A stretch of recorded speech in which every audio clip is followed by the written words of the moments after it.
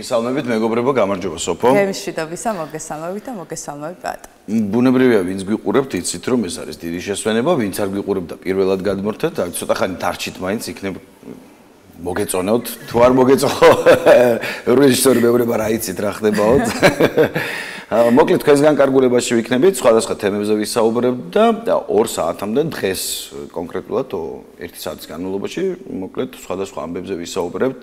იმედია თქვენთვის საინტერესოდ, ჩაერთეთ, შეგიძლიათ Facebook-სა და Instagram-ზე შემოგვიერთეთ, ვინც აქამდე არ შემოერთებულ ხართ და გაგვიზიარეთ თქვენი ამბები, ჩვენთვის ძალიან საინტერესოა ეგ ამბავი, მით უმეტეს ხშირად არის რომ მაყურებელი ისეთ რაღაცებზე ამახვილებს ყურადღებას, რომ დაუშვათ ძალიან საინტერესოა ეგ ამბავი და შეიძლება გავიზიაროთ და ჩვენი ეთერის ნაწილიც გახდეს რაღაც მომენტში. კი ბატონო და ასევე მზიან ამიცულოცავ ჩვენს მაყურებელს და აუცილებლად უნდა მოგიწოდოთ როგორც ყოველთვის რომ ვინაიდან ზღვის სეზონი არის, რუჯი მიიღეთ უსაფრთხოდ აუცილებლად და იმედი მაქვს რომ ეს კარგი ამინდი დიდხანს შენარჩუნდება. კი ბატონო, D ვიტამინი ახლა ცოტა არასდროს არ არის, თუ აგვირდებით ამ ბოლო პერიოდში სამედიცინო თემებზე ვამახვილებთ ხოლმე ყურადღებას 1 წელია და ისიც უნდა ვთქვა და კიდევ ერთხელ უნდა გაგახსენოთ ის რომ სამწუხაროდ ადამიანის ორგანიზმი D ვიტამინს მხოლოდ ზესთან ურთიერთობაში გამოიმუშავებს და შესაბამისად თუ აკვირდებით იმის გამო რომ დატვირთულია ცხოვრება, გადარბენაზია ყველა და ანუ ასე ვთქვათ ზისთვის არცალიად ხშირად პრეპარატებზე უწევთ ხოლმე ყოფნა. თუმცა ნუ ალტერნატივა არის კარგი ამინდი, დაახლოებით 20 წუთია დღეში საჭირო, ხო, როგორც ვიცი. კი ბატონო, ხო, ასევე უნდა აღვნიშნოთ პატა დაგასწარი სავარაუდოდ რომ D ვიტამინის მიღებაც უნდა იყოს ჯანსაღი და ამის რეკომენდაციებს ჩვენს გადაცემაში სპეციალისტები არაერთხელ ხაზგასმით აღნიშნავენ ხოლმე.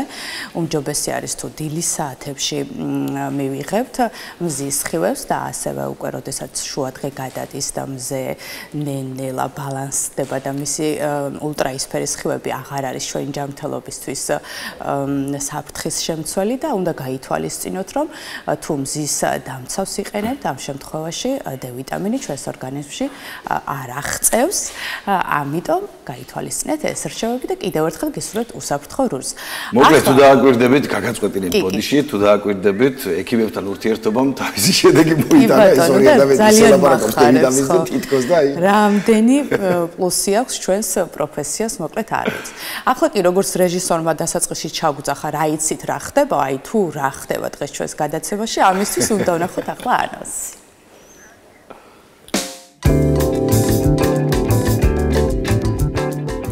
დღეს გადაცემაში ნახავთ საუკუნის სევდა წიგნის პრეზენტაცია. გადაცემის სტუმრებია მწერალი და მწერალთა კავშირის წევრი ორჰან ბერიძე, ბათუმის შოთა რუსთაველის სახელმწიფო უნივერსიტეტის ემერიტუს პროფესორი, ფილოლოგის საუკუნის სევდა წიგნის რედაქტორი შორენა მახაჭაძე. დღეს პიკნიკის მსოფლიო დღეა. რამდენად ხშირად გადიხართ პიკნიკისთვის? გადაცემის სტუმარია გიდი გიორგი მეგრელიძე. პანიკის საერთაშორისო დღე. რა უნდა ვიცოდეთ პანიკური შეტევების შესახებ? თემაზე ვრცლად ისაუბრებს ფსიქოლოგი ქეთი ბერიძე.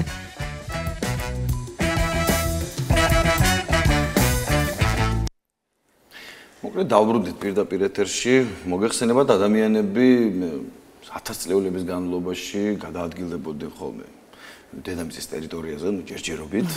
შესაბამისად, სხვადასხვა ადგილზე იმკვიდრებდნენ ხოლმე ადგილს.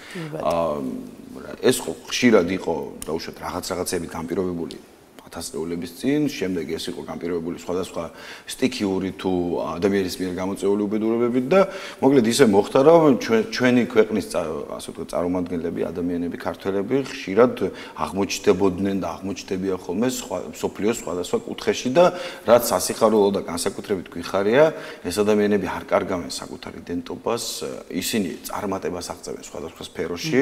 აი ახლა მაგალითად გავიგეთ 3 დღის ამბავი, რომ ბრიტანეთის Mi-6 ჯეიმს ბონდი სადაც მუშაობდა, იქავრობის უფროსი გახდა, წარმოშობით ქართველი კალბატონი და აწი გვარი მეტრეველი არ მარტო საქართველოში იჟღერებს, არამედ უკვე ინგლისურ ენაზეც ხშირად გამოითქმება და იმედია ის რო ამბობთ რომ კალბატონები ბევრი უნდა იყვნენ პოლიტიკაში იმისთვის რომ უშუალოდ მეტი უსაფრთხოება იყოს და რაღაცა, ამ შემთხვევაში აი კალბატონი იქნება და იმედია რაღაცა ისე დაალაგდება, რომ კიდევ უფრო მეტი სიამაყე გავივსებით და გავიშვალებით. მოკლედ, ხო, ამ კონკრეტულ შემთხვევაში უკვე საუბარია ადამიანზე, რომელიც ჩვენს მეზობელ ქვეყანაში, ჩვენს პარტნიორ ქვეყანაში ცხოვრობს თურქეთში და აქტიურად მოღვაწეობს. ემსახურება საქართველოსა და თურქეთს შორის ჯანსაღ ურთიერთობას და ძალიან მიყვარს, როდესაც ამას ვამბობ ხოლმე, რომ ეს კულტურული კავშირი ძალიან მნიშვნელოვანია ჩვენს მეზობელ ქვეყანასთან და მოდი მოვიწვიოთ სტუმარი, გავიგოთ საინტერესო ისტორიის მატარებელი არის ეს ადამიანი. ორხან ბერიძე უნდა შემოგვიერთდეს, მწერალი და მწერალთა კავშირის წევრი და ასევე შორენა მახაჭაძე ბესეუს ემერიტუს პროფესორი, ფილოლოგი და საუკუნესევდა წიგნის რედაქტორი. დღემშვიდობისა მოგწარს. მადლობა დღევანდელი სტუმრობისთვის. ძალიან საინტერესო ისტორია ახლავს თქვენს ცხოვრებას, აი ახალგაზრდობიდან რომ მოუყვეთ დღემდე. აი როგორი იყო ეს გზა და როგორ გახდით ხიდი ორ ქვეყანას შორის? მე დავიბადე 1962 წელს ქალაქ გირესონში, თურქეთის. ქედის რაიონიდან ვარ ჩვენ გადასახლებული, ნახევარ საუკუნის წინათ. მოკლედ ქართულ სოფელში გავიზარდა, მაგრამ ქართული არ ვიცოდი, დედა ქართველი არ მყავდა. მამაჩემი 20 წლამდე მაინც არ იცოდა თურქული, ანუ მე ისწავლა. ისინი სულ ქართულად ლაპარაკობდნენ, საუბრობდნენ, მაგრამ ჩემთვის არაფერს ვერ გებულობდნენ. სანამ სტამბოლში წავედი 25 წლის შემდეგ ასაკში, სტამბოლში მაშინ მეგობრებმა დააფუძნეს საქართველოსთან მეგობრობის ასოციაციას სახელით ქართული ასოციაცია. იქ დავიწყე საკვირაო კურსებში. იქ ვისწავლე ქართული, იმის შემდეგ, ანუ ასევე შევედი აქტიურად ქართულ დიასპორაში თქვა. კი ბატონო. თუ ნებას მომწევთ გავაგზავნებ თუ არა რა ვიცით. რა თქმა უნდა. თქვენ ახველებთ მე გავიგებ ჩემი დრო მოსულა. ხოდა მე 2008 წელს გაიხსნა ქართული კულტურის ცენტრი, მოკლედ, იქასაც მოღვაწეობდი. ისე რამდენიმე ასოციაციის დამფუძნებელი ან ის ვარ, წევრი მმართველი საბჭოს წევრი. ბოლო ჩვენ როცა მე მასწავლებელი თბილისელი მყავდა ის ქალბატონი მანანა გურგენიძე ასევე დიდ მადლობას ვუხდი მას. ქალბატონი მანანა მაშინ გვასწავლა, სანამ ის სწავლობდით გაკვეთილებზე ქართულს, ერთ პრუსლიანი თავისუფალი თემა შოთა რუსთაველის შესახებ და ჩვენ ასე ხანძი გვაქვს, ვეფხისტყაოს ანუ უდიდესი პოემაა, უკტავი პოემაა, ასე გვასწავლა და ორი კუბლეთი მაშინ სანიმუშოდ დაწერა. მე ჩუმად ზეპირად ვისწავლე, რომელი მან შექმნა ის კუბლეთები. ხოდა მე მივხვდით, ანუ მივხვდი რას ნიშნავს შოთა რუსთაველი, ვეფხისტყაოსანი. ხოდა მე იდეა გამოჩნდა, რომ ეს შოთა რუსთაველის სახელით რაღაცა დავაფუძნოთ, სულ ხუმრობდი მე ასე. მე 2017-ში ხუმრობა გახდა ჭეშმარიტი. ქალბატონი სალომე ბარამიძე, ადვოკატი სეზენ გენეჯ ოქჩან, რამდენიმეჯერ ვიყავით აქ თქვენთან ეთერში, ვისწავლით მადლობას გიხდით მასთან ერთად. ხოდა ერთად კიდევ 5 მეგობარი, ანუ 7 მეგობარი, თურქეთის კანონმდებლობის დებულებით მიხედვით ოფიციალურად სტამბოლში დავაფუძნეთ შოთა რუსთაველის სახელობის კულტურის ცენტრი. დამფუძნებელი ვარ და ამჟამად ვარ თავმჯდომარე ამავე დროს. ძალიან დიდი მადლობა ამისთვის. შემდეგ როგორ გააგრძელეთ ურთიერთობა კიდევ? ურთიერთობა ახლა საქართველოსთან მე აჭარაში, საქართველოს ყველა კუთხეში მეგობრები მყავს, უნივერსიტეტთან თანამშრომლობ, არასამთავრო ორგანიზაციებთან თანამშრომლობ. მე ვარ ამავე დროს აჭარის საკაუტური ორგანიზაციის საპატიო წევრი. 2009 წელს გავიცანი სკაუტები, 1000-მდე ის ვისნობთ შეიძლება ახალგაზრდა ბავშვი, უკვე დიდი თანამდებობები არიან მუშაობენ. ხოდა სულ მასპინძლობენ აქ რომ მოვდივარ, ისინი რომ მოდიან თურქეთში შევხვდებით. მე დიდ მადლობას ვუხდით სკაუტურ ორგანიზაციას და ძალიან მიყვარან და განსაკუთრებით რა თქმა უნდა პრეზიდენტი ასოციაციის სკაუტურ ორგანიზაციის ქალბატონი შორენა ლომაძეს დიდ მადლობას ვუხდი ასევე. კი ბატონო. ასევე თქვენ აწყობთ ქართულ ღონისძიებებს, ხო? რა არის აი ამ ღონისძიებების მთავარი მიზანი? მაგალითად, ჩვენ ვაკეთებთ ასოციაციაში ქართულ დედათა დღეს სამმართ აღნიშნავთ, მაგალითად. კი ბატონო. დედაენის დღე. 26 საქართველოს დამოუკიდებლობის დღე და სხვადასხვა ასეთი დღესასწაულები. კიდევ ზოგი ერთად აღნიშნავთ, ზოგი სხვა ასოციაციებთან, მეზობელ ზმურ ასოციაციას, ქართულ ასოციაციებთან ერთობლივად. მაგალითად, წევს აღნიშნეთ დედაენის დღე სტამბოლში არსებული ქართულ ასოციაციებთან ერთობლივად, რომელიც გენერალურ კონსულის ესწრებოდა. მონაწილე იყო. კიდევ სხვა ღონისძიებებსაც ვაკეთებ. მაგალითად თურქეთში უკვე ის ყავს თურქეთელი ქართველები, წერილები და პოეტები თქვა. ისინი წერენ წიგნებს, ლექსებს წერენ, როგორც მათი ის ვაკეთებთ. თარგმანი არა, ის თარგმანის მაინც აკეთებენ წიგნის პრეზენტაციები თქვა. კიდევ აქედან ჩამობზენებული სხვადასხვა სახით ემიგრანტები თქვა, აკაულ ქართველები, ეს უმეტესობა არის განათლებული ხალხი იქ, რისთვისაც დიდ მადლობას ვუხდით თქვენი საშუალებით მათ, რადგან მათ გამო ბევრი რამ ვესწავლეთ ჩვენ. ვასწავლეს ბევრი რამ საქართველოს და ქართულ კულტურასთან დაკავშირებით, მათი წიგნებისაც პრეზენტაცია იქნება თუ ლექსების საღამო იქნება თუ რაღაცა ვაკეთებთ. კიდევ აქედან ხანდახან ოფიციალურად დაგეგმილი, ხანდახან არა დაგეგმილი, ბევრი ის მოდის, დელეგაცია მოდის. ეს თქვენი ის იყო, დელეგაცია იყო ახლა აჭარის ტელევიზიიდან დოკუმენტური ფილმი გადაიღეს ბოლოს სტამბოლში ჩვენი ასოციაციაში. ხო და კიდევ აქედან სხვადასხვა სახით ეს პოლიტიკოსი იქნება, ჟურნალისტი იქნება, მეცნიერი იქნება თუ სხვადასხვა. მოკლედ მაქსიმალურად უწყობთ ურთიერთობას ხელს. ანუ შეიძლება დაგვაროთ, ასე ვთქვა. ბატონო ხან ნელ-ნელა დავკონკრეტდით, უკვე მწერლებამდეც ჩამოვედით და პრინციპში დღეს მნიშვნელოვანი ნაწილია ჩვენი საუბრის, ასევე თქვენი სამწერლო კარიერა და ამ შემთხვევაში წიგნზეც უნდა ვილაპარაკოთ და თავიდანვე გქონდათ დაუშვათ თანდაყოლილი სურვილი რომ წერალი გავხდარიყავით თუ ეს რაღაცა სხვადასხვა პროფესიებთან ურთიერთობაში ნელ-ნელა ჩამოყალიბდა ვიღაც ადამიანებმა თქვენზე გავლენა იქონიეს? არა, როგორ გეპასუხოთ, როგორ გეტყვით, მე 45 წლამდე ძალიან ხომ გითხარი 2006 წელს არ ვიცოდი ქართული. რამდენიმე სიტყვის გარდა სოფლის თუ. არა, იქნებ თურქულადაც წერდით ხარ ვიცი. არა, მე მაინც არ მწერალი ვარ, არ პოეტი ვარ, ვაღიარებ ამას გულწრფელად. მე რასაც ვარ გულწრფელად გესაუბრებ. ყველა მწერალი ასე ამბობს ხოლმე. არა, მე ნამდვილად გეუბნები. ხო და მე როცა საზოგადოებრივ ქსელებში ის ვიზიარებდი ჩემი მოგონებებს. ანუ რას შევხვდი, რა მომხდა მაგალითად, ზოგი სასაცილო, ზოგი სატირალი, ცრემლიანი როგორ გითხრა. ხო და მე ახლა ხომ ბევრი მეგობარი მყავს, ანუ საქართველოში თქვა ახლა ის მეცნიერები როგორ თქვა. მე მითხრეს რომ მეცნიერები რომ ეს წიგნად უნდა დაბეჭდო. მე უთხარი რომ წიგნის ის არ მაქვს, ანუ კულტურა არ მაქვს, როგორ დაუბეჭდო წიგნად, როგორ გამოვა, მე არ ვარ იმაზე ჩარ. არაო ჩვენ გემსახურებითო და გეხმარებითო. ასევე მე ჩემი მოგონებები შევიკრიფეთ შარშან ქალბატონი შორენა მახაჯაძემ. დიდ მადლობას ვუხდით თქვენ წინაშე და საზოგადოების წინაშე. ჩემი ეს მოგონებები გარედახდა. არა მარტო გარედახდა, გაალამაზა. აი, განახებს. კი ბატონო, თან ქალბატონ შორენასთანაც გადავალ ცოტა ხნით რომ არ გეგონოთ რომ რაღაცაირად ყურადღება არ მოგაგიწია. თავარია ბატონმა ორხან. კი ბატონო. ქალბატონ შორენა. ხედავთ როგორ საუბრობს. პირდაპირ, ანუ საკუთარ წიგნზე ალბათ ცოტა რთულია ლაპარაკი პრინციპში როგორც ნებისმიერი ხელოვანისთვის საკუთარ ნაწარმოებს, მაგრამ აი თქვენ შეგიძლიათ გითხრათ, ანუ კონკრეტულად დოკუმენტური ჩანახატებია თუ მხატვრული ელფერით ახლავს როგორი წიგნია, რა გავლენა მოახდინა თქვენზე. ზოგადად რატო გაჩნდა სურვილი ხო ერთი დომ წერალი წერს, მაგრამ ვიღაცას უჩნდება სურვილი რომ ეს წიგნი დაანახოს და უშოთ კითხავს. დიახ ბატონო, ეს არ არის ჩვეულებრივი წიგნი ბატონო პაატა. ეს არის წიგნი, რომელიც აი თვითონ ბრძანა ბატონმა ორხანმა 45 წლის ასაკში შეისწავლა ქართული ენა, შემდეგ აღადგინა ბერიძეთა გვარი, აღადგინა ქართული ჯიში და გაიხსენა ვისი გორისა არის. ეს არის ფესვებთან დაბრუნება. ეს არის შენი წინაპრის სისხლი რომ აგიჭუქჭუქდება ძარღვებში.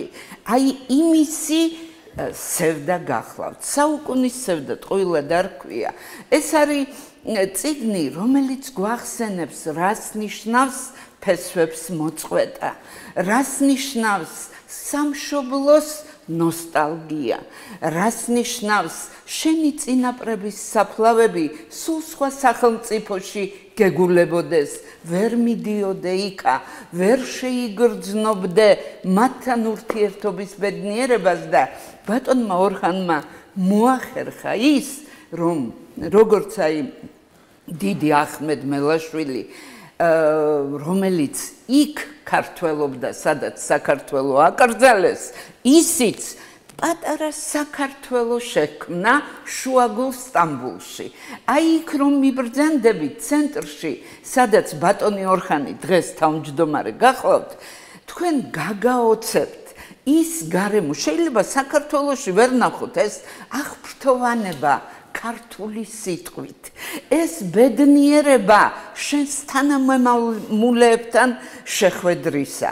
ეს გასაოცარი შეგრძნება გენისა და სწორედ აი ეს არის დამსახურება ბატონი ორხანის, რომ მან შეძლო იქაური ჩვენებურები, რა კარგი სიტყვა, ჩვენებური, ვის ძარღვებშიც ოდითგან ქართული, შეიძლება თავადაც არ ახსოვს, მაგრამ ქართული სისხლი სჩქეფს და ვინც იცის, რომ ვეფხისტყაოსანი მარტო გენიალური პოემა კი არ არის, აი გაიხსენა ბატონმა ორხანმა, შემთხვევით არ ქვია სტამბოლის კულტურის ცენტრს შოთა რუსთაველის სახელი, იმიტომ რომ ეს ჩვენი გენეტიკაა, ეს ჩვენი მენტალობაა, ეს ის მკურნალია, ის მალამოა, რომელიც ამ საუკუნოვან სევდასა და ჭრილობებს აი სალბუნად ედება. ხომასია ჩემო ბატონო ორხან და აი როდესაც მოისმენთ მის მიერ წაკითხულ ავთანდილის ანდერც, როდესაც თუნდაც აი ეს, როდესაც რედაქტირებას უკეთებდი ამ წიგნს, მინდოდა ბატონი ორხანის კოლორიტული მეტყველება შემენარჩუნებინა, იმიტომ რომ ეს არ არის ჩვეულებრივი, მინიმალური რედაქტირებაა. მინიმალური არის, ხო, ეს არ უნდა გაგიკვირდეთ და კიდევ ერთი საოცრება რა არის, იცით? ბატონი ორხანის მეტყველებაში ჩვენი სხვადასხვა კუთხის დიალექტის ერთგვარი მშვენიერი თაიგულიც გახლავთ და ესეც ალბათ იმისი დამსახურება გახლავთ, რომ იქ სხვადასხვა იმერლებს, კახელებს, ქართლელებს, გურულებს, ხომასია ბატონო ორხანი მეგობრობს და მათგან შეკრიბა ეს მშვენიერი თაიგული და მოგვართვა ჩემო კარგებო ამ საოცარი წიგნის სახით. თავმდაბლად ბრძანებს მე მწერალი არა ვარო, მაგრამ რაღაც მუხტი გააჩნია, რა თქმა უნდა, მწერლისა და თავარი, იცით, რაც მოგხიბლავთ აი ამ წიგნში, გახლავთ გულწრფელი ემოცია.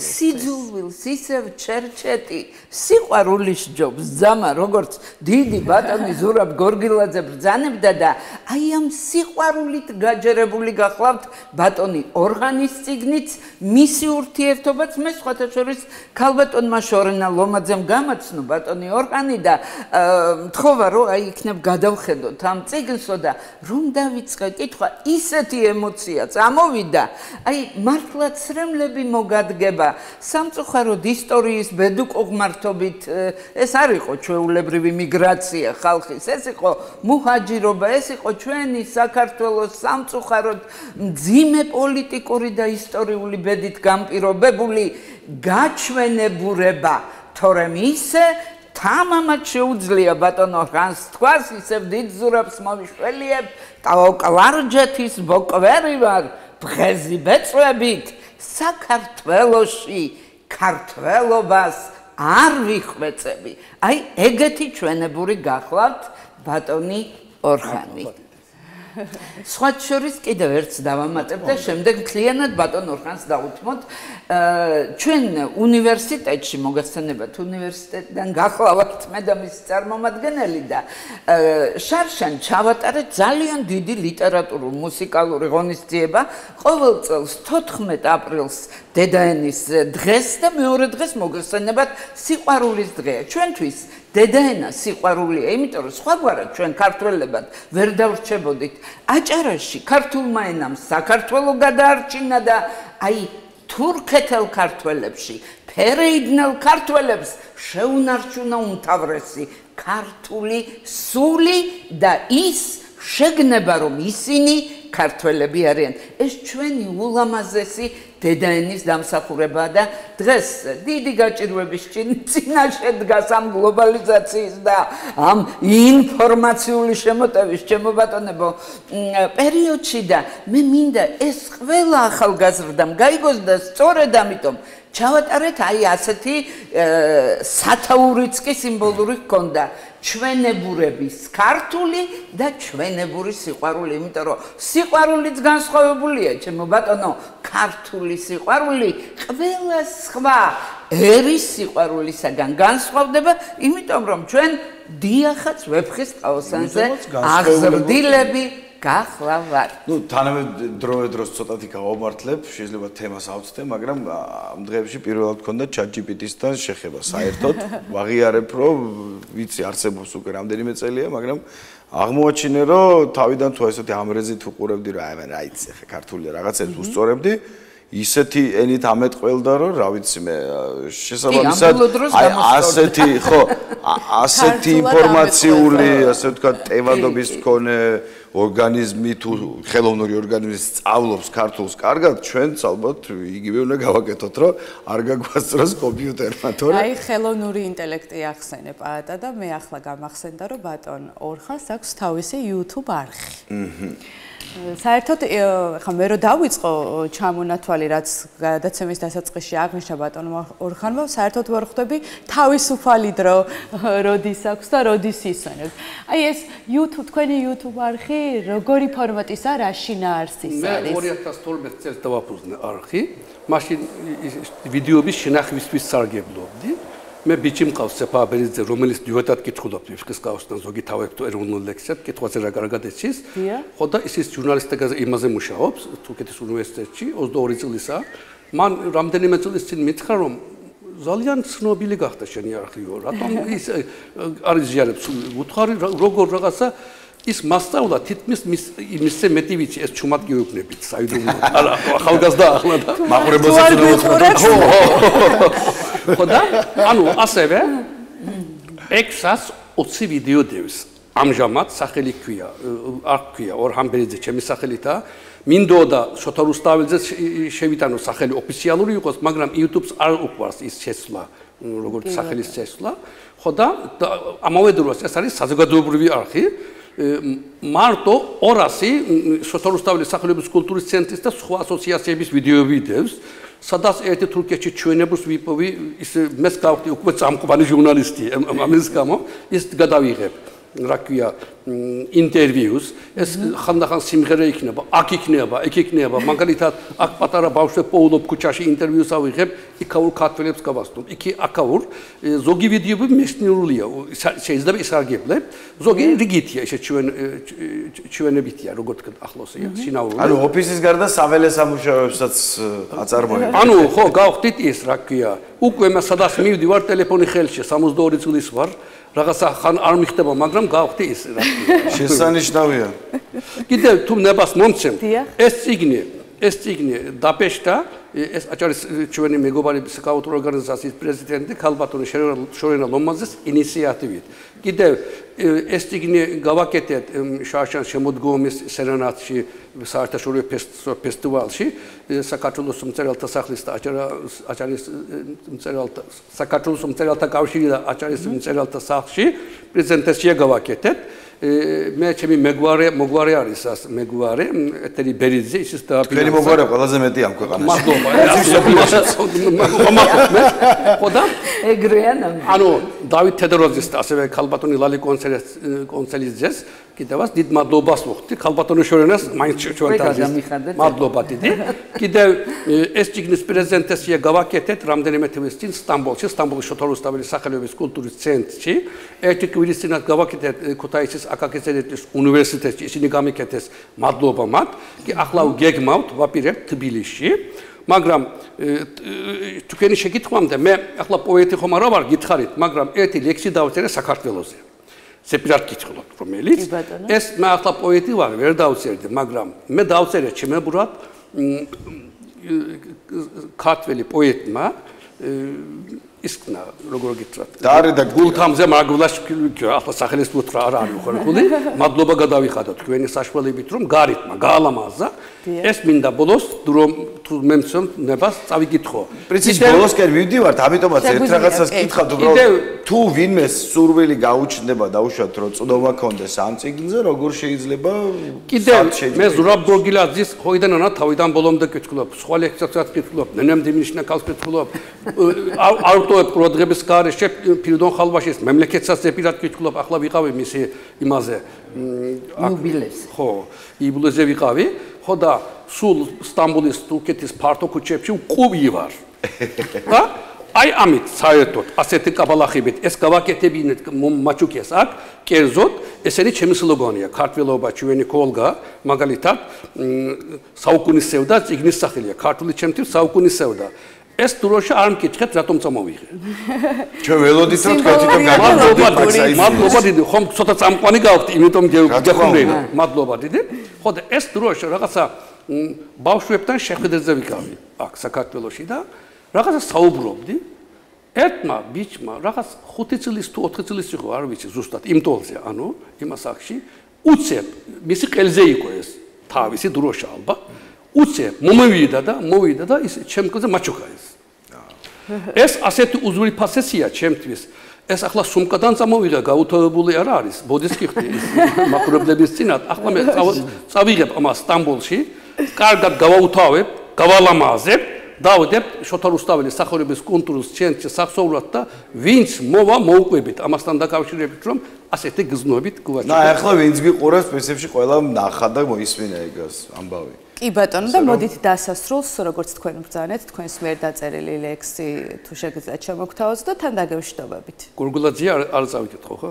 ერთი თავი თუ არა არ წავიკითხო.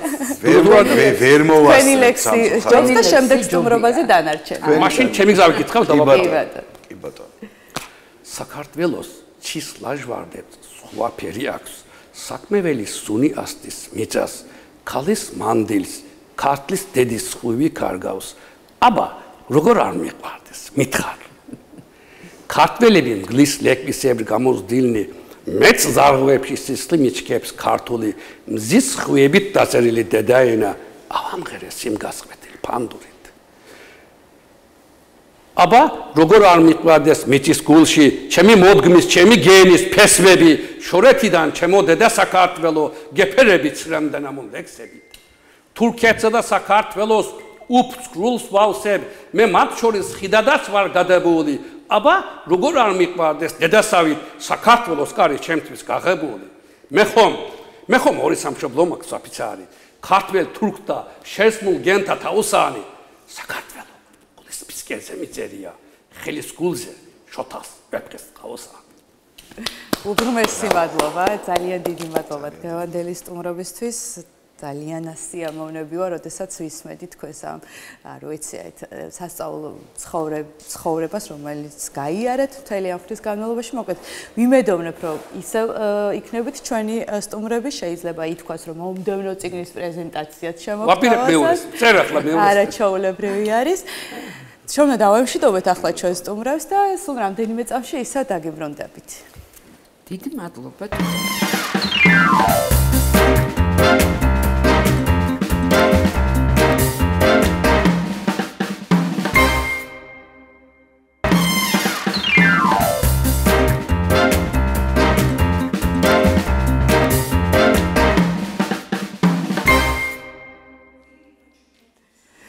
ძალიან დიდი მადლობა წიგნი დაგვიტოვა საჩუქრად ბატონმა ორხანმა რომელსაც აუცილებლად გავეცნობით კი ბატონო რატომღაც ასე სწრაფად გვიწევს ხოლმე სტუმრების გაშვება იმიტომ რომ სპეციალურად წელავთ იმისთვის რომ დიდი ხანი დავიტოვოთ ეთერში და შემდეგ კი ბატონო მაგერწელებთ ხო რა მაინტერესებს იცი ბუნებაში თუ გასულხარ და თუ მოგშივებია და მე რასაკეთებდი ხარ. როგორ შეიძლება ახლა ბუნებაში გახვიდე და არ მოგშივდე? ხო, ნუ არ ვიცი, ანუ იქ გაშვებოდი და კრეფტი ადგილზე რა შეკვდებოდა, ხეებს ეძებდი, ნაყოფით, ნადირობდი, პირდაპირ. თუ გარემო შესაძლებლობას მაძლევს, რა თქმა უნდა, ხარ აჯობია ხიდან რომ მოწყვიტავ ახლა ნაყოფს და არა მაგალითად დახლებიდან რო აიღებ და მე სულ სხვა გემო აქვს, ასე ამბობენ და ასე ვიცი მეც. ბავშვობაში რომ მოპარული მკვახე ლეღვი ან ყურძენი უფრო გემრიელი იყო და ხოლმე პაატა და სხვათა შორის ძალიან სასაცილო ესეთი ფაქტი მახსოვს ბავშვობაში, დაახლოებით ალბათ 10-15 ბავშვი მაინც ვიქნებოდით წასვლები მეზობელ უბანში და ანუ გამოდის ასე რომ მეზობელს უპარავდით სიმინს ახლა არ მგონია რომ ეს ამბავი ცოტა ახლა ისეთი იყოს რომ რაღაცა ქურდობას ეხება, იმიტომ რომ ალბათ ბავშვობაში ყველას რაღაცა მსგავსი გქონდა, მაგრამ ჩვენი ხუჭავდნენ ხოლმე თვალს სოფელში. კი, რა თქმა უნდა, მაგრამ ჩვენი ბავშვური ჭკუით უკან რო ბრუნდებოდით, რა თქმა უნდა ამ სიმინს ან მოვხარშავდით, ან შევწვავდით ხოლმე. ნუ ალბათ ვიფიქრეთ რომ აი დროს მოვიგებთ და ასე გზა და გზა ვწქვნით ამ სიმინს და ასე გაუყვანეთ იმ ადამიანს, კი ბატონო, ვისი სიმინიც მოვიპარეთ და შუა შეწვის დროს ახ თქვენ მაიმუნებო. მითხს ამაგერად აი ნახეთ რა მაგრამ ახსოვს და რა ვიცი მოვიკითხავ ჩემი სოფლის მეგობრებს. ხო, ძალიან კარგი ზოგადად ბუნებაში დასვენებას რაჯობია, ხო? რაჯობია პიკნიკს ოჯახის წევრებთან ერთად, მეგობრებთან ერთად, მაგრამ თავისი წესები აქვს ყველაფერს, ეს წესები უნდა დავიცვათ, უნდა ჩავჭდეთ გარკვეულ ფარგლებში, ისე რომ არ დავარღვიოთ და არ დავაბინძუროთ გარემო, სადაც ვიმყოფებით. ბათუმში უამრავი ადგილი არის საპიკნიკე, რომელიც შეგვიძლია რომ გამოვიყენოთ. საინტერესო არის აი ზოგადად რამდენად ხშირად აწყობენ ხოლმე ოჯახები, მეგობრები, ასე რამდენად ხშირად ხვდებიან ხოლმე პიკნიკებზე ერთმანეთს. ზოგადად რა დანიშნულება აქვს? წესებმა დამაინტერესეს ფოტოშორის. ხო, რა დანიშნულება აქვს? როგორი გართობის სტილი არის ეს ყველაფერი და მოკლედ ახლა უნდა მოვიწვიოთ სტუმარი, რომელიც უფრო კარგად გაგვესაუბრება ამ ყველაფერზე. გიორგი მეგრელიძე უნდა შემოგვერთდეს, გითი. მოვწანდით. დღემშვიდობში. არაერთი გზის ჩვენი სტუმარი. კი ბატონო, თქვენ ხომ არ მოგიპარავთ ბავშვობაში. არა, ეხლა უცებ ვერ გავიხსენე, მაგრამ კი ბატონო, დღეს არის პიკნიკის მსოფლიო დღე და საინტერესო არის როგორი არის თქვენი ურთიერთობა აი ამ გართობის ამ სტილთან და თუ შეგიძლიათ რომ გითხრათ მეტნაკლებად რა წესები უნდა დავიცვათ იმისთვის რომ აი ეს პერიოდი გავატაროთ უსაფრთხოდ, კარგად და ზოგადად სად ხო აი სად არის ის ლოკაციები ბათუმში სადაც შეიძლება რომ საპიკნიკე ადგილი იყოს და რამდენად ხშირად იმართება ხოლმე მსგავსი შეხვედრები. დიახ, მოგესალმებით, მივესალმებით თქვენს მაყურებელს, მადლობა მოწვევისთვის. როგორც იქნა გამოვიდა მზე, დაგვიდა გაზაფხული და რა ვიცი შესანიშნავი დღე არის პიკნიკზე სასაუბროთ თუ ან თუნდაც პიკნიკზე წასასვლელად. იქ სასაუბროთ. და თან სასაუბროთ. ხო, ესე იგი, რაც შეეხება პიკნიკს, ზოგადად პიკნიკის წესებს, ჩვენ არაჩვეულებრივი ქალაქი გვაქვს მაგისთვის, იმიტომ რომ ძალიან ბევრი მწვანე გარემო გვაქვს ირგვლივ და ბევრ ადგილას შეგვიძლია გავიდეთ და მოვაწყოთ ესე ერთდღიანი განტვირთვა საპიკნიკე. თან ამ ყველაფერს ემატება შესაძლებლობა ზღვაზე ბანაობის ზაფხულში, რაც ბევრ ქალაქში არ არის და ჩვენ გვაქვს ნამდვილად ეს შესაძლებლობა. რაც შეეხება წესებს, მთავარი არის პირველ რიგში ის, რომ დავიცვათ ჯერჯერობით, ყველაზე მთავარი არის დავტოვოთ ბუნება ისე, როგორც დაგვხდა, ეს არის ოქროს წესი. თითქოს არც ყოფილვარ. თითქოს არც ყოფილვარ. ან ყველაფერი, რასაც წავიღებთ, უნდა წამოვიღოთ აუცილებლად უკან არანაირი ნაგავი, არანაირი ნარჩენები არ უნდა დავტოვოთ, თუნდაც საჭმლის ნარჩენები, რაღაც ბანანის კანი, ეს რაღაცა ორგანულია და დავტოვოთ, არა, არ შეიძლება. და ყველაფერი აბსოლუტურად უნდა წამოვიღოთ. სამწუხაროდ ჩვენ საქართველოში ხშირად ხვდებით ისეთ ადგილებს, საპიკნიკე ადგილებს, სადაც ბევრი პლასმასის ბოთლები თუ რაღაც ნარჩენები არის დატოვებული, რაც ძალიან ცუდია, მაგრამ დროთა განმავლობაში მე ძალიან დიდი იმედი მაქვს, რომ ადამიანი ჩვენ საზოგადოება მივალთ იმ დონემდე, რომ აი ყველაფერს შევიგნებთ იმას, რომ ნამდვილად არ უნდა დავტოვოთ არაფერი ბუნებაში. ეს არის ოქროს წესი, ესე რომ ვთქვათ. რაც შეეხება თვითონ სხვა წესებს, ყველაფერი არის ძალიან მარტივი. სინამდვილეში, ანუ არ არის საჭირო რაღაცა განსაკუთრებული რაღაცა საკვების გაკეთება თუ რაღაცების მოგონება, ელემენტარული უმარტივესი საკვები შეიძლება იყოს სენდვიჩი, ხილი, წვენები, გადასაფარებელი და კარგი განწყობა. იცით რა მაინტერესებს? იმ ადგილებში, სადაც საპიკნიკე ადგილია, რაიმე გვხვდება ისეთი, რომელიც დაგვეხმარება აი ამ პიკნიკის სწორად წარმართვაში? თუ ყველაფერი ჩვენ უნდა ვიქონიოთ ხოლმე? ხო, რაც შეეხება ადგილებს, ეხლა ჩვენ ბევრი ადგილი გვაქვს ბათუმის გარშემო, სადაც შეგვიძლია პიკნიკზე წავიდეთ. ბათუმის ბოტანიკური ბაღი არაჩვეულებრივი ადგილია და სპეციალურად საპიკნიკი ადგილები არის მაგისთვის გამოყოფილი. რა თქმა უნდა, საპიკნიკი ადგილებზე არის მოწყობილი მაგიდები და სკამები, რაც შეგვიძლია გამოვიყენოთ, თუმცა ხშირ შემთხვევაში აი იმ საპიკნიკი ადგილას მაგალითად ბოტანიკურ ბაღში არის ასევე ჩვეულებრივი ადგილი, სადაც შეგვიძლია მინდორზე დავაფინოთ ეს გადასაფარებელი და უბრალოდ დავსხდეთ მინდორზე და გავატაროთ დრო. თუმცა არის ეროვნულ პარკებშიც არის, ახლა მტირალას ეროვნულ პარკში, მაჭახელას ეროვნულ პარკში. გზაზეც არის, ფოტოშორის ახლა ვიყავი ერთი-ორი კვირის წინ და გზაზე გააკეთეს ძალიან ბევრი საპიკნიკი ადგილი. შეიძლება ცოტას ნახევრად სახლს გავს, მაგრამ ყოველი შემთხვევაში გამოყოფილი ადგილია და ძალიან კარგია რომ ახლა რაღაცა შარა გზაზე დავუშვათ არ გიწევს სადღაც დაჯდომა ეს მომეწონა. დიახ, გზაზეც არის საკმაოდ ბევრი ადგილები დაცულ ტერიტორიებზეც, ეროვნულ პარკებშიც, ბოტანიკურ ბაღშიც.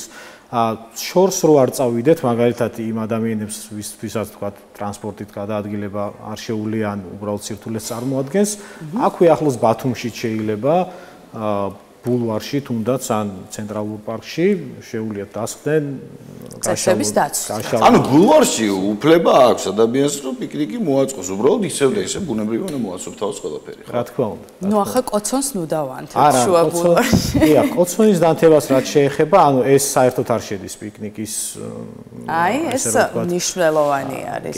გულში უნდა გენთო. ხო, კოცონი ანუ რა აუცილებელია, ჯერ კოცონი საერთოდ თითქმის უკვე ამოღებული არის აი ლაშქრობიდანაც, კემპინგიდანაც და უკვე არსებობს ესეთი პატარა გაზის მოწყობილობა, რომელიც საკმაოდ იაფი ღირს და საერთოდ არ არის საჭირო ცეცხლის დანთება და იქვე იმ ადგილის გაფუჭება, თუნდაც ის მინდორი. თუმცა ქონია ჩვენ შემთხვევები, ახლა წავსულვართ საკემპინგეთ, რამდენიმე დღე გაგვიტარებია და დაგვინთია ცეცხლი, შეიძლება იქ რაღაცა ესე წვადები, ბარბეკიუ ან რაღაცები. ხო, აბა ახლა ქართულმა წვადი თუ ცეცხლზე არ შეწვა. რა მამა. ეგ ქართული პიკნიკი კიდე ცალკე მოვლენა და ცალკე თემა სხვა ფორმატია. ფოტოშორის რა ვიცი, ახლაც მაქვს, ხო ოდნავ ჟანგიანია, მაგრამ დასაკეცი სამწვადე. აი ეგ მინდოდა ზუსტად მეთქვა. ჩვეულებრივად ანუ არანაგვიანებ, არაფერს ფოლგას ამოუდებ, რომ ეს რაღაც ნაკვერჩხალია არ დაწვა ბალახიც. კი, აი ზუსტად ეგ მინდოდა მეთქვა, რომ აი შეიძლება წაღება ისეთი პატარა ესეთ მაყალი, სადაც შეგიძლია ცეცხლი დათო. ან თუნდაც თუ მანდამაინც მინდორზე გინდა ცეცხლის დანთება, ის ადგილი, ის მინდურის ადგილი სანამ დაანთებთ უნდა ამოიღოთ, გადადოთ გვერდზე ზედა საფარი, იქ დაანთოთ ცეცხლი და მე როდესაც უკვე ჩააქრობთ, ის უნდა დადოთ. რა მაგარი მიგნება. ეს ბოლო წლებში მოიფიქრეს ალბათ უფრო, ხო? ან სპეციალისტებმა გააზიარეს ეს ინფორმაცია. ხო, ხშირად გაგვიკეთები ეგრე, რომ აი უკვე აი ბუნებას იმდენად უფრთხილდება საზოგადოება უკვე, რომ აი იმ მინდორსაც კი არაზიანებს და ზოგადად ცეცხლის დანთებაც უკვე არ არის ისეთი რაღაც აუცილებელი, მათ აღარ წარმოადგენს თუ რაღაც გასაკუთრებული ის არ არის აუცილებლობა.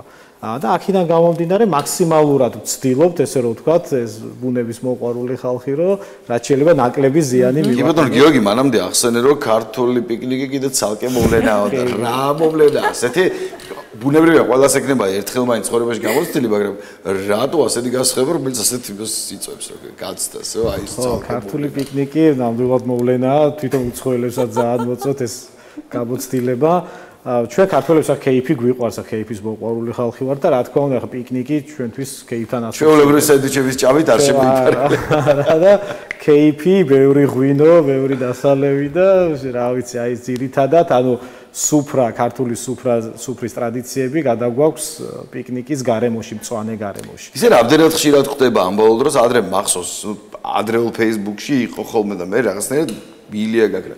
დინარეში რო ჩადგავდნენ ხოლმე მაგიდას და პირდაპირ იქვე წყალში ჩაწყობილი ფეხები და გააგორებდნენ საზამთროს. ხო, წავედი პირდაპირ აი კეიფი ვიდეო და ეს თუ შემცირდა ეგ და ისეთი ეგზოტიკურია, აბაში ფული და გადაიხადოთ ეგ. ქართული ხალხური. ხო, მნიშვნელოვანი რა არის, იცით, აი ეგ ხო ეს ტრადიციული პიკნიკები, ნუ გვაქვს ეს და ტრადიცია და სამწუხაროდ ხშირ შემთხვევაში ამას მოსდევს ნაგვის დატოვება, მაგრამ დიდი იმედი მაქვს რომ ეს გამოსწორდება. მნიშვნელოვანი რა არის, იცით, აი ალკოჰოლი იმდენად მნიშვნელოვანი არ არის პიკნიკზე, რახან ალკოჰოლის სმის დროს ახლა მოდით ვაღიაროთ აგვილებია და მავნეა თან ისიც უნდა. ხო, აი ეს ჩვენი გარემო რაც არის, აი სადაც ვარ და სადაც ვქეიფობთ, ვიწროვდება და აი ამის ირგვლივ არ გავდივართ, ან არ ვიცით რა ხდება. და მთელი პიკნიკის მუღამი ის არის, რომ აი გარემოში ვიყოთ, მწვანე გარემოში ვიყოთ, ბუნების ხმები მოვისმინოთ, იმიტომ რომ ეს ყველაფერი ამცირებს სტრესს და მატებს უფრო მეტ შემართებას და კარგ ხასიათზე გვაყენებს ბუნება. და პიკნიკი არ არის ის, რომ რაღაცა შევიწროვდეთ, რაღაც შევიქუჩოთ და ერთად დავლიოთ ანუ სამზარეულოში ადგილი ვერ ვნახეთ და გავედით გარეთ ჭამეთ, არაა პიკნიკი. ხო, ანუ პიკნიკის მთავარი დანიშნულება ის ხო არ არის, რომ ჭამოთ. პიკნიკის მთავარი დანიშნულება არის გარემოში გავიდეთ, მოვწყდეთ ამ ურბანულ რაღაცა მტრიან ატმოსფეროს და გავიდეთ სუფთა ჰაერზე, შევისუნთქოთ სუფთა ჰაერი, D ვიტამინზე უკვე ისაუბრეთ. ანუ ეს D ვიტამინის მივიღოთ და რაც მთავარია სოციალიზაცია, ვიურთიერთოთ. ასევე მნიშვნელოვანია პიკნიკის მომზადების პროცესი. და მარტო პიკნიკი არ არის, მნიშვნელოვანი მთელი მომზადების პროცესი არის. თანაც მომზადებასაც თავისი ერთგვარი ხიბლი აქვს. რა თქმა უნდა. იქ ჩანს ხოლმე ვინ არის ორგანიზატორი, ვინა ზარმაცი, ვინ შეიძლება გაქრეს ტყეებს, ათვალიერებს, სანამ დარჩენები აკეთებენ საქმეს. კი, რა თქმა უნდა, ეს მომზადების პროცესის მნიშვნელოვანია, ჩალაგების პროცესის იქ წასვლა მე გარკვეულ ლოკაციაზე, იქ ესე დაბანაკება, ესე რომ ვთქვათ, დროებით და ეს მთელი პროცესი არის, ეს ერთდღიანი, თლიანი პროცესი. ასევე ამას მოსდევს ფიზიკური აქტივობებიც, შეიძლება იქ რაღაცა ფრიზბის თამაში, ბურთის, ხელბურთის თამაში თუ ბადმინტონი თუ რაღაცა და მოკლედ ერთდღიანი გართობა არის ესე ბუნების წიაღში და გარემოში. შესანიშნავია. შვენიერი. მოკლედ ესეთი ამბავია, ხო? ჩვენი გუნდის პიკნიკის დღე მობილიზება გავაკეთოთ, ორგანიზება გავუკეთოთ და აი ყველაზე მეტად რომელ ლოკაციას გვირჩევთ? თქვენთვის ისეთი საყვარელი და თან მოთხოვნადი ლოკაცია საპიკნიკე რომელია? ბევრი რთული კითხვა, მაგრამ მაინც ალბათ გამოვარჩევდი საპიკნიკეთ ბათუმის ბოტანიკურ ბაღს, საპიკნიკე ადგილები, სადაც ხშირად გამიტარებია დაბადების დღეების გადაგვიხდია იმ ადგილას ეს საპიკნიკეთ.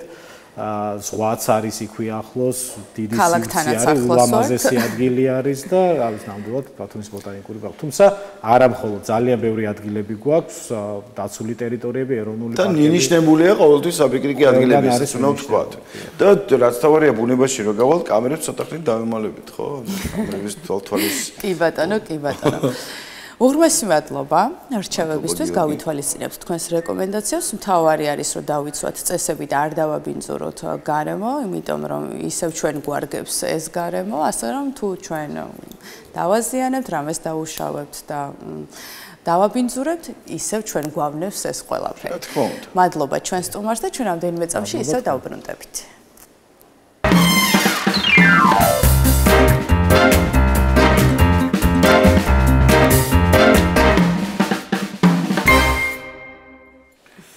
რთული იქნება ალბათ იმ თემის გადაბმა ამ თემასთან ახლა რაზეც ვაპირებთ საუბარს, მაგრამ პირიქით ხომ არ უნდა ჩაგვესვან ეტათ. ხო, მაგრამ ახლა დავფიქრდი იმაზე, რომ ადამიანებს ხო სხვადასხვა დამოკიდებულება გვაქვს სივრცეებთან, ხო? ზოგს არის ხა, ზოგს დახურული სივრცის ეშინია, ზოგს პირიქით ღია სივრცის ეშინია.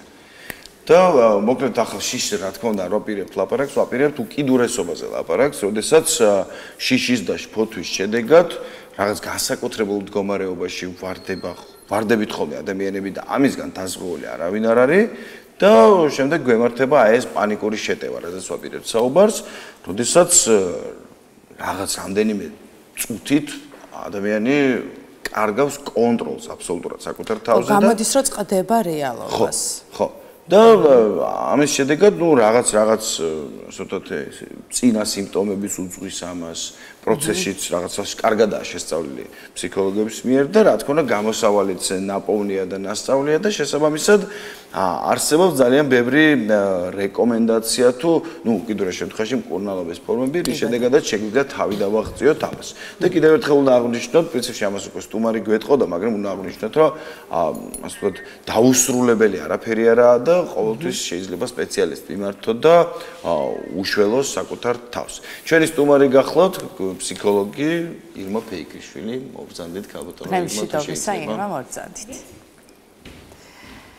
და ისიც უნდა აღნიშნოთ, რომ დღეს პანიკის საერთაშორისო დღეა, ასე აღნიშნავთ ხოლმე და ნიშნავს იმას, რომ დღეს განსაკუთრებით უნდა გავამახვილოთ ამ თემაზე ყურადღება და გაუზიაროთ ერთმანეთს, ანუ ვინც იცის იმათ ვინც არ იცის, რა მნიშვნელობას ატარებს ეს დღე და ზოგადად როგორი ურთიერთობა დავამყაროთ ადამიანთან, ვისაც პანიკური შეტევა აქვს და რით შეიძლება უშველოს რიგითმა გამვლელმა ამ შემთხვევაში. ხო და ხშირად ეხა შეიძლება მაყურებელმა იფიქროს, აი რა ყველაფრის დღე არსებობს და ხა პაატამ ხაზი გაუსვა, რომ აი ამ მსგავსი დღეები კიდევ ერთხელ ამაღლებს ჩვენს ცნობიერებას, ხო, იმიტომ რომ მე შეიძლება პანიკური შფოთვა მქონდეს და არ ვიცოდე რა მჭირს, ხო? ეს ხო ძალიან ხშირია, ხა მე როგორც საქმის კურსში ვარ, პანიკა შეიძლება ადამიანზე აისახოს როგორც ფიზიკურად, ასევე ფსიქოლოგიურ რეაქციად. ამიტომ მნიშვნელოვანია, რომ ვიცოდეთ რა არის საერთოდ და რა არის მისი გამომწვევი მიზეზი. კი, ნუ ესეც უნდა აღნიშნოთ, მაშინ ბარემ დავამთავროთ შენი წინადადება, ძალიან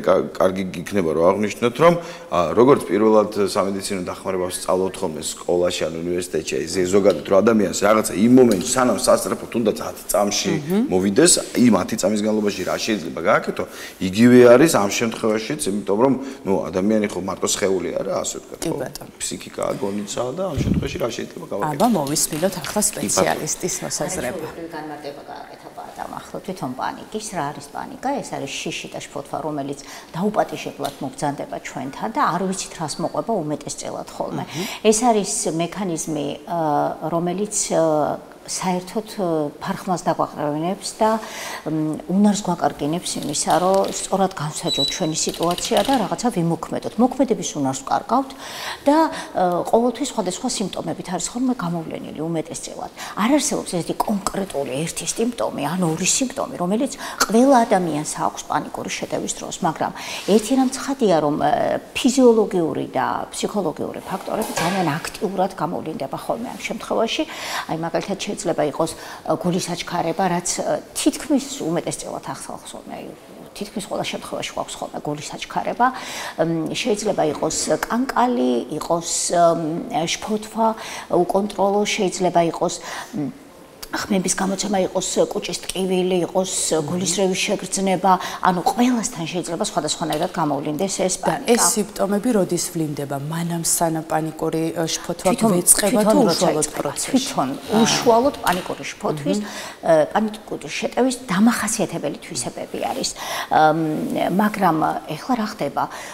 ეს ხშირი სუნთქვა, ეს გულის აჩქარება ყოველთვის არის კი ნიშანი იმისა, რომ ეს პანიკური შეტევა, აი აქ უნდა მივიდეთ, იმიტომ რომ პანიკური შეტევა ყოველთვის სხვადასხვა ადამიანთან შეიძლება სხვადასხვანაირად გამოვლინდეს. თუ მხოლოდ უბრალოდ გული აგვიჩქარდა, ნუ ვიტყვით, რომ მე პანიკური შეტევა მაქვს. იმის გამო, რომ ინტერნეტ სივრცეში ძალიან ბევრი ინფორმაცია დევს სხვადასხვა პრობლემასთან დაკავშირებით, ხშირად ადამიანები, როდესაც კითხულობენ გარკვეულ ინფორმაციას, აი ამ სიმპტომებს საკუთარ თავზე წარმოიდგენენ და თუ კი ერთი მაინც არის, დანარჩენს მიაბავენ და აცხადებენ, რომ აქვს პანიკური შეტევები. პანიკური შეტევები ძალიან რთულად სამართავი მექანიზმია, არ არის ეს მარტივი, მასთან გამკლავება, იმიტომ რომ ზუსტად მაშინ, როდესაც ხარ პანიკაში, უბრალოდ ვერც კი აცნობიერებ, რომ ეს არის პანიკური შეტევა. პირველი ნაბიჯი საიმისოდ, რომ აი დაიწყო მოქმედება და გაუმკლავდე პანიკურ შეტევას, არის ის, რომ მიხვდე და გაიაზრო, რომ ეს არის პანიკური შეტევა. ძალიან ანუ ეს არის ერთ-ერთი მიმართულება, რომელიც დამეხმარება მართვაში, ხო? კი ბატონო. აი მე მაგალითად ხო ბევრთან მიმუშავია, ბავშვებსაც ხშირად აქვთ ხოლმე პანიკური შეტევები და ძალიან უჭირთ ამასთან გამკლავება და ძალიან მნიშვნელოვანია ამ დროს მშობელმა იცოდეს, როგორ დაუდგეს მას გვერდში და არ უნდა იყოს ზედმეტი სიბრალული და არც უნდა იყოს გაბრაზება, ხანდახან უბრაზდებიან, რა გაკივლებს, რა გაწივლებს, რა შეასაქმე, რა მოგივიდა, რა არის აქ საშიში, მაგრამ ბავშვი ვერ ხსნის ამას, რა ხდება. პირველი რაც უნდა გააკეთოს მშობელმა ამ დროს არის ის, რომ ყურადღება გადაუტანოს, შესთავაზოს რაღაცები, ნახე, გაიხედე, აი მოდი ვნახოთ აბა რამდენი ვარსკვლავია იქ, ან რამდენი ყვავილი ხატია, მოდი ეს დავითვალოთ, მოდი ეს გავაკეთოთ, რომ ბავშვმა ცოტა ყურადღების გადატანა და ანუ აწყოში ვაბრუნებთ, ხო? კი. და მივიდეთ და ტაქტილურადაც შევეხოთ, მოვიფეროთ, ჩავეხუტოთ, გადაუსვათ ხელი მხარზე, ზურგზე, სულუხად შეიძლება რომ ასე მივარტყათ, მოვიფეროთ, რომ შენთან ვარ, მშვიდად იყავით და ყველაფერი კარგად არის ამ დროს. გულწრფელად რო თქვა, პანიკურ შეტევებზე ბევრი მიმუშავე, მაგრამ საკუთარ თავზე გამოცდილი არასოდეს არ მქონდა და ერთადერთხელ გამოვცადე ცხოვრებაში და ეს ყოფილა საშინელება ნამდვილად. იმიტომ რომ ყველაზე მთავარი რაც პანიკურ შეტევას ახლავს, ეს არის ის, რომ გგონია რომ კვდები. აი ყველა შემთხვევაში ხო შეიძლება სიმპტომები სხვადასხვანაირი იყოს, მაგრამ ყოველთვის პანიკური შეტევის დროს ადამიანს გონია რომ კვდება. ან რაღაც საფრთხე გემოქმედება. აი როგორი რაღაცა ხო, საფრთხე ეს თავისთავად ახლა შიში და შფოთვა გაწყოდებს რაღაცა საფრთხეს, ხო, საფრთხე გაქვს, მაგრამ ეს უბრალოდ საფრთხე კი არ არის, უბრალოდ შენ კვდები. აი ვეღარ გრძნობ, გული აიხადა, თქვა გიჭირს, ხო, რაღაცები და აი ფიქრობ რომ უკვე დამთავრდა ყველაფერი და ამას ვერ გაუმკლავდები და კვდები უბრალოდ. არა და პანიკური შეტევებით არასოდეს არავინ არ კვდება. არასოდეს ეს უნდა ვიცოდეთ და უნდა გამაცნობიეროთ რომ პანიკური შეტევების შედეგად სიკვდილი არ არის ხო არ ხდება. ახლა ადამიანების ის გარკვეული კატეგორია, რომლებიც ისტერიკულად იძახებენ სასწრაფოს და თავისი პირით თან ეუბნებიან რომ თუ ჩქარა არ მოხვალთ მე ახლა მოვკვდებით, სუდათ ვარ, ან გულის შეტევა მაქვს, ან ინსულტი მემართება. ანუ ამ კატეგორიის ადამიანები შედიან პანიკის პანიკა შეიძლება დაემართოს ყველა აბსოლუტურად ყველა ადამიანს. არ არის ეხლა ის ჯგუფები განსაკუთრებით. ყოველთვის სხვადასხვა ადამიანთან სხვადასხვა კონკრეტული მიზეზი შეიძლება არ იყოს. შეიძლება ვერც კი ვიპოვოთ ეს კონკრეტული მიზეზი, რამ გამოიწვია ეს პანიკური შეტევა. შემდგომში, როდესაც აი ერთხელ უკვე ადამიანს აქვს გამოცდილება პანიკური შეტევის, ნუ პანიკური შეტევების სიხშირესაც აქვს ძალიან დიდი მნიშვნელობა. შეიძლება თვეში ერთხელ დაგვემართოს ეს პანიკური შეტევა და ხანგრძლივობა არ იყოს დიდი, იყოს რაღაცა 5-10 წუთი, მაგრამ შეიძლება აი ყოველდღე გვემართებოდეს და 15-20 წუთი ნახევარი საათი გრძელდებოდეს. ხო, ეს რა თქმა უნდა ბევრად უფრო მძიმე დასატანია, იმიტომ რომ ადამიანის ცხოვრების ხარისხს აბსოლუტურად აქვეითებს და აუტანელს ხდის ყოველდღიურობას, იმიტომ რომ მუდმივად უწევს აი ამ გრძნობასთან გამკლავება. აი პანიკური შეტევა, როდესაც უკვე გავაცნობიერეთ, რომ ეს არის პანიკური შეტევა, ხო? მე უკვე სახელდების შემდეგ უკვე შესაძლებელია მასზე ზემოქმედება და მასზე მუშაობა. მე რაც პირადად ჩემს გამოცდილებაში რაც იყო, აი მეგონა მართლა უკვდებოდი და აი უცებ რომ მივხვდი რომ მოიცა ირმა. ეს ხო პანიკური შეტევაა, ხო? ეხლა შენ გაქვს პანიკური შეტევა და არაფერი არ მოგივა. მოდი დავიწყოთ და ნუ დავიწყე მე იქ სუნთქვა, ის რა ხერხებიც არსებობს, რასაც ხვებს ვასწავლი ხოლმე და ძალიან მალე მოვახერხე ამის ლოკალიზაცია. ეს უკვე გამოცდილი იყავით და პრინციპში ამის შესახებ ინფორმაციას გქონდა. სადღაც 1-2 წლის წინ იყო, MRT უნდა გადამეღო და ჩემს წინ იყო ქალბატონი, აი ნახეთ ტრიგერი რა იყო, ჩემს წინ იყო ქალბატონი, რომელსაც უნდა გადაეღოთ MRT და მე ველოდებოდი და ეს ქალბატონი რო შებძანდა ძალიან ბევრი დამამშვიდებელი, ოხრავდა და შფოთდა. ვაიმე როგორ გაუძლებ მე ამას და მე ვზივარ ამ დროს და ვუყურებ და ვფიქრობ რომ დედა ღმერთო განა რა არის ახლა ასეთი რომ ასეთი პანიკა აქვს ადამიანს ხო არაფერი რა არის ახლა წეხარ და შედიხარ და ვიცი რომ იქ რაღაც ხმაური უნდა იყოს და რაღაცა უნდა იყოს ხო არაფერი ისეთი ნუ რატოა ისე და ამ დროს ჩემი რიგი რომ მოდის როგორც კი შევედი უცებ ვიგრძენი რომ სივრცე იყო აი ჩემთვის ზედმეტად მცირე გამიჭირდა სუნთქვა ამიკანკალდა ხელები ამიჩქარდა გული და აი ვიგრძენი რომ კვდები უბრალოდ და ესე იგი ღილაკი რომელსაც უნდა დამეჭირა თითი რომ თუ ცუდად ხარ გამოგიყვანენ და გაგაკონტროლებ აი ღილაკის გრძნობას კი დავკარგე და ის სწორედ მაშინ უცებ მოდის თავში ნუ მე დამეხმარა ჩემი გამოცდილება კი ბატონო ქალბატონებმა ანუ როგორც ვატყობ ახ საუბრიდან ფოთვის უკიდურესი ფორმაა იმიტომ რომ შიშს ყოველთვის აქვს მისამართი ხო მე კონკრეტულად მეშინია რაღაცების მაგრამ როცა შფოთავ თუნდაც ძალიან შფოთავ რაღაცა და როგორც კი გავიგე რაცა უკვე შიშია კი ბატონო აიცით რა არის პატა აი საერთოდ შიშიც რაციონალური ირაციონალური შეიძლება იყოს და პანიკის გამომწვევი შიში და შფოთვაც შეიძლება იყოს რეალურიც და არარეალურიც. იმიტომ რომ რეალურად მაქვს პანიკა მეშინია იმისა რომ მაგალითად დავრჩები მუშევარი, ეხლა მე ვდგავარ კაბინეტთან და უნდა შევიდე დირექტორთან და დირექტორი არ ვიცი რას მეტყვი, შეიძლება სამსახურიდან გამიშვას და დავრჩე უმუშევარი, ხო? აი ამ დროს მეწყება პანიკა, ეს არის რაციონალური შიში, ხო? იმიტომ რომ მართლა შეიძლება გამიშვას, მის ხელშია ეს, მაგრამ რა მოყვებ, მე არ ვიცი ჯერ გადაწყვეტილება რა აქვს. გამიშვებს თუ დამტოვებს, მაგრამ იმის გამო რომ მაქვს გამძაფრებული შიში, რომელსაც აქვს მიზეზი, მე მეწყება პანიკური შეტევა. წინასწარ რამე 1-2 სიმპტომი არსებობს, დაუშვათ რომელიც სტატისტიკურად 90%-ში ვლინდება. უბედესწილად ეს არის გვიჭირს სუნთქვა, გვიჩქარდება გული და ფიზიოლოგიური სიმპტომები უფრო არის და რა თქმა უნდა შიში, უწყოთი ფიქრები. იცით რა მაინტერესებს? შეიძლება თუ არა პანიკა და ეს აღნიშნული შფოთვები უმიზეზოდ მოხდეს, მოვიდეს ჩვენთან და არის თუ არა დაკავშირებული ბავშვობის ტრავმასთან?